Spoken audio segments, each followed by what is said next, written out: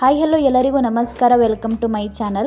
ಒಂದೇ ರೀತಿ ಫ್ರೈಡ್ ರೈಸ್ನ ಮಾಡಿಕೊಂಡು ತಿಂದು ಬೇಜಾರಾಗಿದ್ದರೆ ಒಂದ್ಸಲ ಈ ರೀತಿ ಸ್ವಲ್ಪ ಡಿಫ್ರೆಂಟಾಗಿ ಮಶ್ರೂಮ್ ವಿತ್ ಎಗ್ ಫ್ರೈಡ್ ರೈಸ್ನ ಟ್ರೈ ಮಾಡಿ. ತುಂಬಾ ರುಚಿಯಾಗಿರುತ್ತೆ. ಇದನ್ನು ಮಾಡೋದಕ್ಕೆ ಮೊದಲಿಗೆ ನಾನು ಒಂದು ಬಾಣಲೆಗೆ 2 ಸ್ಪೂನ್ ಆಗುವಷ್ಟು ಎಣ್ಣೆ ಹಾಕಿ ಅದಕ್ಕೆ 2 ಮೊಟ್ಟೆನ ಒಡೆದು ಹಾಕ್ತಾಯಿದ್ದೀನಿ. ಮೊಟ್ಟೆನ ಒಡೆದು ಹಾಕಿದ ಕೂಡಲೇ ಮಿಕ್ಸ್ ಮಾಡೋದಕ್ಕೆ ಹೋಗಬೇಡಿ. 1 ನಿಮಿಷ ಬಿಟ್ಟು ನಂತರ ಮಿಕ್ಸ್ ಮಾಡ್ಕೊಳ್ಳಿ. ಇದಕ್ಕೆ ಮಿಕ್ಸ್ ಮಾಡೋದಕ್ಕಿಂತ ಮೊದಲೇ ರುಚಿಗೆ 1 ಚಿಟಿಕೆ ಆಗುವಷ್ಟು ಉಪ್ಪು ಹಾಗೆ 1 ಚಿಟಿಕೆ ಆಗುವಷ್ಟು ಕಾಳುಮೆಣಸಿನ ಪುಡಿ ಹಾಕ್ತಾಯಿದ್ದೀನಿ. ನಂತರ ಈ ಮೊಟ್ಟೆನ ಮಿಕ್ಸ್ ಮಾಡ್ಕೊಳ್ಳಿ ಚೆನ್ನಾಗಿ. ಮೊಟ್ಟೆ ಹಾಕಿದ ನಂತರ 1 ನಿಮಿಷ ಬಿಟ್ಟು ಮಿಕ್ಸ್ ಮಾಡ್ಕೊಳ್ಳೋದ್ರಿಂದ ಮೊಟ್ಟೆ ಪೀಸೆಲ್ಲ ಹಾಗೆ ಉಳಿದ್ಬಿಡುತ್ತೆ.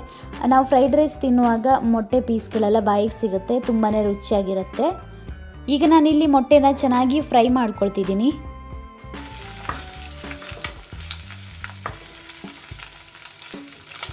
ಮೊಟ್ಟೆ 1-2 ನಿಮಿಷ ಚೆನ್ನಾಗಿ ಫ್ರೈ ಆದಮೇಲೆ ಈ ಬಾಣಲಿಯಿಂದ ಮೊಟ್ಟೆನ ತೆಗೆದುಕೊಳ್ಳಿ. ನಾನು ಇಲ್ಲಿ ಬಾಣಲಿಯಿಂದ ಮೊಟ್ಟೆನ ತೆಗೆದು ನಂತರ ಫ್ರೈಡ್ ರೈಸ್ನ ಮಾಡೋದಕ್ಕೆ ಅದೇ ಬಾಣಲಿಗೆ ನಾನು 2 ಸ್ಪೂನ್ ಆಗುವಷ್ಟು ಅಡುಗೆ ಎಣ್ಣೆನ ಹಾಕ್ತಾಯಿದ್ದೀನಿ. ನಂತರ ಎಣ್ಣೆ ಹಾಕಿದ ಮೇಲೆ ಎಣ್ಣೆ ಸ್ವಲ್ಪ ಬಿಸಿ ಆಗ್ತಿದ್ದಂಗೆ ನಂತರ ಅದಕ್ಕೆ ಸಣ್ಣದಾಗಿ ಕಟ್ ಮಾಡಿ ಇಟ್ಕೊಂಡಿರುವಂಥ ಬೆಳ್ಳುಳ್ಳಿ ಹಾಕ್ತಾಯಿದ್ದೀನಿ.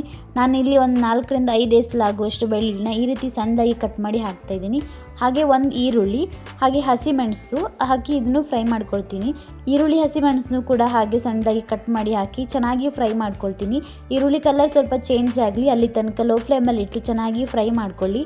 ಈರುಳ್ಳಿ ಫ್ರೈ ಆದ ನಂತರ ಇದಕ್ಕೆ ನಾನು 100 ಗ್ರಾಮ್ ಆಗುವಷ್ಟು ಮಶ್ರೂಮ್ನ ಚೆನ್ನಾಗಿ ತೊಳೆದು ಕಟ್ ಮಾಡಿ ಹಾಕ್ತಾಯಿದ್ದೀನಿ.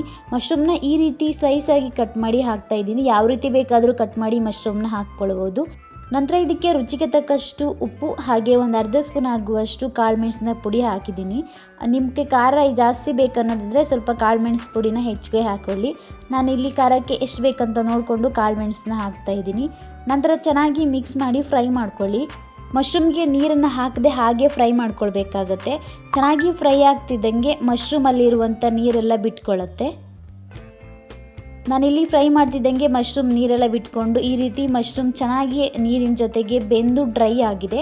ಈ ಮಶ್ರೂಮ್ ಡ್ರೈ ಆದ ನಂತರ ಇದಕ್ಕೆ ನಾನು ಮೊಟ್ಟೆ ಏನು ನಾವು ಫ್ರೈ ಮಾಡಿ ಇಟ್ಕೊಂಡಿದ್ದೀವಿ ಆ ಮೊಟ್ಟೆನ ಹಾಕ್ತಾಯಿದ್ದೀನಿ. ಮೊಟ್ಟೆನ ಹಾಕಿ ಚೆನ್ನಾಗಿ ಮಿಕ್ಸ್ ಮಾಡ್ಕೊಳ್ಳಿ. ಈ ಫ್ರೈಡ್ ರೈಸ್ಗೆ ಬೇಕಾಗಿರುವ ಅನ್ನನ ನಾನು ಮೊದಲಿಗೆ ರೆಡಿ ಮಾಡಿ ಇಟ್ಕೊಂಡಿದ್ದೀನಿ. ನಾನಿಲ್ಲಿ 1 ಲೋಟ ಆಗುವಷ್ಟು ಬಾಸುಮತಿ ಅಕ್ಕಿನ ಚೆನ್ನಾಗಿ ಬೇಯಿಸಿ ರೆಡಿ ಮಾಡಿ ಇಟ್ಕೊಂಡಿದ್ದೀನಿ. ಅನ್ನನ ಹಾಕಿದ ಮೇಲೆ ಅದಕ್ಕೆ ನಾನು 1 ಸ್ಪೂನ್ ಆಗುವಷ್ಟು ಸೋಯಾ ಸಾಸ್ನ ಹಾಕ್ತಾಯಿದ್ದೀನಿ. ಹಾಗೆ ಸ್ವಲ್ಪ ಸಣ್ಣದಾಗಿ ಕಟ್ ಮಾಡಿ ಇಟ್ಕೊಂಡಿರುವಂಥ ಕೊತ್ತಂಬರಿ ಸೊಪ್ಪನ್ನು ಕೂಡ ಹಾಕ್ತಾಯಿದ್ದೀನಿ. ಇದನ್ನೆಲ್ಲ ಹಾಕಿ ಚೆನ್ನಾಗಿ ಮಿಕ್ಸ್ ಮಾಡ್ಕೊಳ್ಳಿ. ಎಲ್ಲ ರೀತಿ ಮಶ್ರೂಮ್ ಹಾಗೆ ಎಗ್ಗೆಲ್ಲ ರೈಸ್ ಜೊತೆಗೆ ಮಿಕ್ಸ್ ಆಗಬೇಕು. ಆ ರೀತಿ ಚೆನ್ನಾಗಿ ಮಿಕ್ಸ್ ಮಾಡ್ಕೊಳ್ಳಿ. ಈಗ ತುಂಬ ಸಿಂಪಲ್ಲಾಗಿ ಹಾಗೆ ತುಂಬ ರುಚಿಯಾಗಿರುವಂಥ ಮಶ್ರೂಮ್ ಎಗ್ ಫ್ರೈಡ್ ರೈಸ್ ರೆಡಿಯಾಗಿದೆ. ಮನೆಯಲ್ಲಿ ಯಾವಾಗಲೂ ಒಂದೇ ರೀತಿಯ ಫ್ರೈಡ್ ರೈಸ್ನ ಟ್ರೈ ಮಾಡ್ತಿದ್ದರೆ ಒಂದ್ಸಲ ಈ ರೀತಿ ಮಶ್ರೂಮ್ ಎಗ್ ಫ್ರೈಡ್ ರೈಸ್ನ ಟ್ರೈ ಮಾಡಿ ನೋಡಿ. ನಿಮಗೆ ಖಂಡಿತ ಇಷ್ಟ ಆಗ್ಬೋದು. ತುಂಬಾ ರುಚಿಯಾಗಿ ಕೂಡ ಇರುತ್ತೆ.